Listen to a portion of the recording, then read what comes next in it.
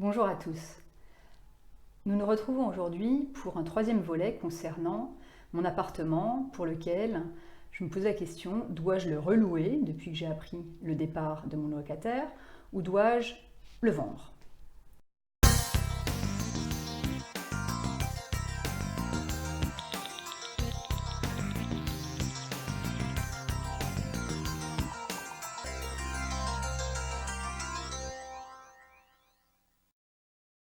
Alors, comme vous vous souvenez, j'ai commencé par faire une étude de marché en faisant venir une agence immobilière à l'appartement. Et à présent, je suis passée à une phase plus de calcul que je vais vous présenter tout de suite sur ma tablette pour voir en fait d'un point de vue un peu plus factuel quel est mon intérêt à relouer cet appartement immédiatement ou à le vendre tout simplement. Alors, je vous propose de me suivre tout de suite sur les chiffres que j'ai mis en place. Alors, relouer ou vendre, c'est la question que je me pose pour cet appartement. Pour ce qui est de relouer, finalement, il y a trois grandes questions, à mon avis, à se poser. Premièrement, puis-je relouer en l'état? Deuxièmement, vais-je trouver rapidement un locataire au loyer souhaité? Et troisièmement, y a-t-il des dépenses à prévoir dans un avenir proche? Alors, relouer en l'état, finalement, quand je regarde l'état de mon appartement, je me dis non, il faudrait que je repasse un coup de peinture, peut-être que je nettoie un petit peu les volets roulants, des choses comme ça, qui pourraient rebuter, parce que c'est vrai que c'est défraîchi. Donc il y aurait sans doute 1 500 € de frais à prévoir avant de relouer. Par ailleurs, on est au mois de novembre. Relouer en novembre, c'est moins simple que louer fin août ou dans l'été, quand il y a des étudiants notamment et beaucoup de personnes qui cherchent. Donc je crains avoir une vacance de plusieurs semaines et un peu de mal à retrouver un locataire. Donc ça répond à la question 2, vais-je trouver rapidement un locataire? Alors en général, même si c'est pas tout à fait la bonne période, en 2 semaines, je pense pouvoir quand même trouver, ça va faire 2 semaines de vacances. Il faudra que j'organise peut-être de 5 à 10 visites, c'est en moyenne ce que je fais. Répondre à beaucoup de mails en fait pour avoir 5 à 10 visites pertinentes. Ça va me consommer environ 5 soirées de travail pour ensuite rédiger un bail, répondre aux mails et avancer sur cette relocation. Par rapport aux frais à prévoir dans un avenir proche, visiblement le chauffe-eau est un petit peu ancien, donc le remplacer devrait coûter peut-être dans les 600 €. L'idée par rapport à un chauffe-eau en général, c'est un chauffe-eau électrique tout à fait simple, c'est rapide à remplacer, donc la consigne c'est de le garder jusqu'à la fin de sa vie. Ça veut dire qu'un jour, mon locataire, si je le reloue, m'appellera, me dira « je n'ai plus d'eau chaude, urgence », et donc là il faudra réagir très rapidement, ce qui est tout à fait faisable, mais il faut donc être disponible aussi. J'ai aussi l'impression que par rapport à la copropriété et aux précédentes assemblées générales, les discussions qui ont eu lieu m'incitent à penser qu'il y aura sans doute des frais de copro, comme on a discuté la remise en peinture des parties communes, des escaliers donc, et puis peut-être aussi différentes petites choses qui pourraient concerner la façade. Voilà, donc peut-être prévoir 2 000 € de frais par rapport à ça dans un avenir quand même proche. Pour relouer, d'un point de vue financier, je me suis posé quelle est ma rentabilité actuelle. Alors pour cela, j'ai d'abord regardé la somme investie dans l'appartement, 174 000 €. Donc c'est le prix d'achat, les frais de notaire et l'ameublement initial. J'ai ensuite regardé les revenus annuels qui s'élèvent à 9 000 €. J'ai un loyer de 750 € charges comprises, donc je loue l'appartement meublé. Et enfin, les dépenses habituelles annuelles s'élèvent à environ 1 725 € qui se décomposent en charges de l'immeuble, taxes foncières, les petits travaux d'entretien que j'ai régulièrement, des petites choses à régler, comme faire passer un plombier quand il y a peut-être un robinet qui fuit par exemple, ou des petites choses de ce type-là. Frais de relocation, donc ce que je mets là-dedans, c'est quand il y a une vacance. Donc là, j'ai prévu par exemple 2 semaines de vacances en moyenne à chaque rotation de locataire. Impôt sur les revenus, l'avantage que j'ai, c'est que je loue en meublé et aux frais réels. Donc je suis en déficit par rapport à mes impôts. C'est un sujet sur lequel on pourra revenir à l'occasion, parce que c'est pas le thème de cette présentation, mais donc je ne paie pas d'impôt sur les revenus sur les loyers annuels que je vous ai présentés. Et on est à la 7e année d'achat pour moi. J'avais fait un emprunt sur 7 ans, donc à partir de bientôt, là très prochainement, je n'aurai plus de remboursement à faire à la banque. Ces 3 sommes me permettent de calculer la rentabilité du bien selon la formule habituelle, les revenus moins les dépenses divisés par la somme investie. Donc dans mon cas, ça me donne une rentabilité de 4,18%. Alors 4,18 sur un investissement immobilier, c'est un chiffre habituel sur Paris. Selon les villes et les biens que l'on achète, on peut accéder à des rentabilités un peu supérieures, voire très supérieures. Dans le cadre d'un futur projet, ce serait ce que je viserais bien entendu. Donc 4,18, c'est pas mauvais, mais c'est pas non plus extraordinaire selon mes critères. Alors, une petite synthèse, relouer les pour et les contre. Les pour, la rentabilité de 4,18%, c'est tout de même correct. C'est bien mieux en tout cas que le livret A qui est inférieur à 1% ces temps-ci. Ça me fait une rente mensuelle puisque l'appartement est maintenant remboursé, je n'ai plus de remboursement à la banque. Et enfin, je pourrais aussi me dire que je garde cet appartement pour miser sur l'esprit patrimonial. Les prix de l'immobilier parisien sont hauts, mais ils continuent à monter visiblement. Et donc vendre l'appartement plus tard, le garder pour d'autres projets, serait un point qui ferait pencher la balance du côté du pour la relocation.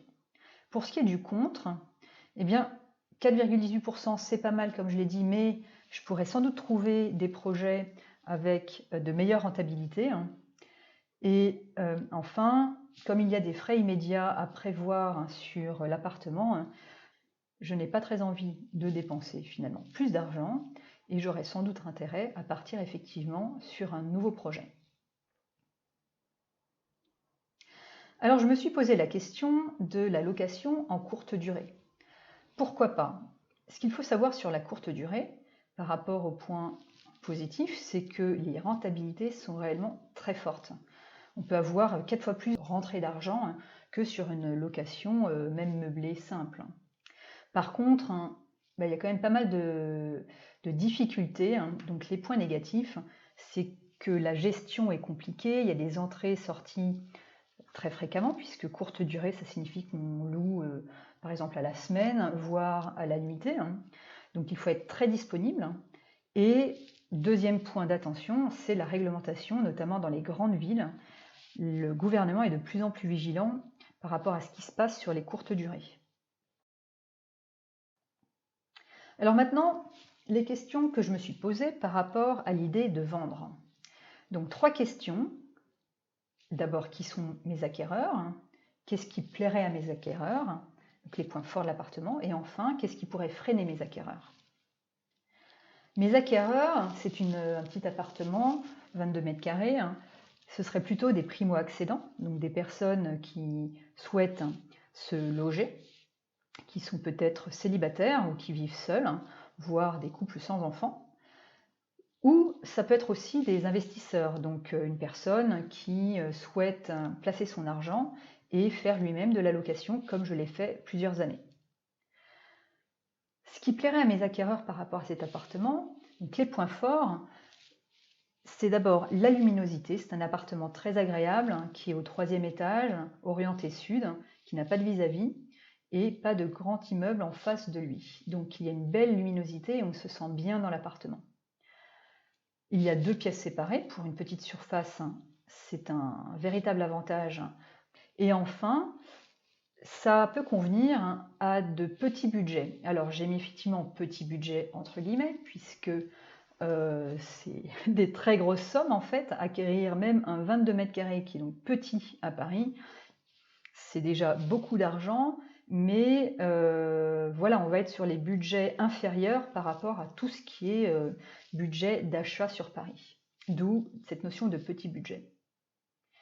Ce qui pourrait freiner mes acquéreurs, eh bien, il y a un rafraîchissement quand même à prévoir, hein, et puis des frais dans la copropriété que j'ai listé tout à l'heure.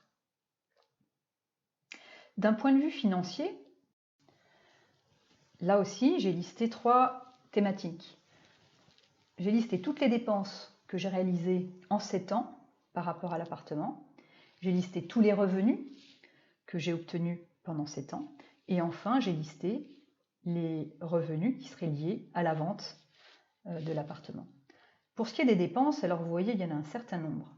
J'ai repris les dépenses annuelles qu'on a vues juste avant, que j'ai donc étalées sur 7 ans. J'ai listé aussi mes impôts parce qu'en fait, les premières années où j'étais propriétaire de l'appartement, je n'ai pas déclaré mes impôts au réel, donc je n'ai pas tiré davantage d'une niche fiscale que vous connaissez peut-être, et qui permet d'être imposé sur le mode finalement des sociétés, et donc sur son bénéfice ou sur son déficit. Et donc il y a moyen de créer du déficit et donc d'être imposé sur zéro et donc de payer zéro.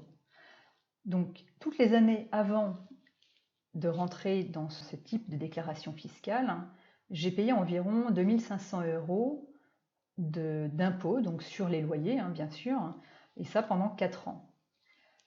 J'ai également fait rénover la salle de bain il y a quelques années. J'ai noté le remboursement de l'emprunt, c'est-à-dire mes mensualités, mises bout à bout sur 7 ans, j'ai quand même payé 88 000 €. J'avais fait également un apport initial de 69 000 €. Les frais de notaire que j'ai dépensés et qui faisaient partie de l'apport, donc s'élevaient à 12 000 €. Et enfin, j'ai compté 2 000 € d'ameublement initial. Pour ce qui est des revenus, c'est assez simple, il s'agit des loyers sur 7 ans, soit 7 fois 9 000 €, 63 000 €. Pour ce qui est de l'aspect des revenus liés à la vente, l'agence immobilière m'avait indiqué une fourchette haute, une fourchette basse, donc là je suis partie sur la fourchette haute. Si je vends très prochainement, j'aurai donc un petit reliquat à rembourser à la banque parce qu'en réalité mon emprunt n'est pas 100% terminé, donc je compte cette somme en négatif dans les bénéfices de la vente. Qu'est-ce que ça donne? Donc ces 3 chiffres, évidemment, les dépenses totales viennent en négatif, les revenus et la vente en positif.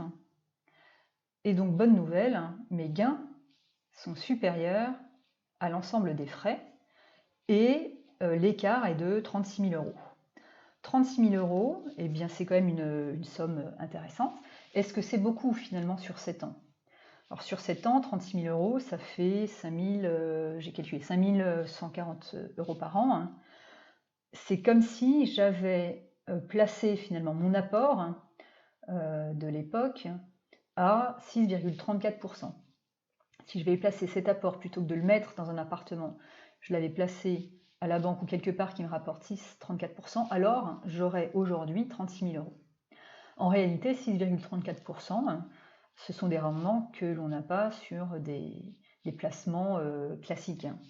Donc oui, je considère que c'est plutôt une bonne affaire d'avoir un gain de 36 000 €. Pour ou contre vendre, alors pour, les prix au mètre carré sont quand même très satisfaisants.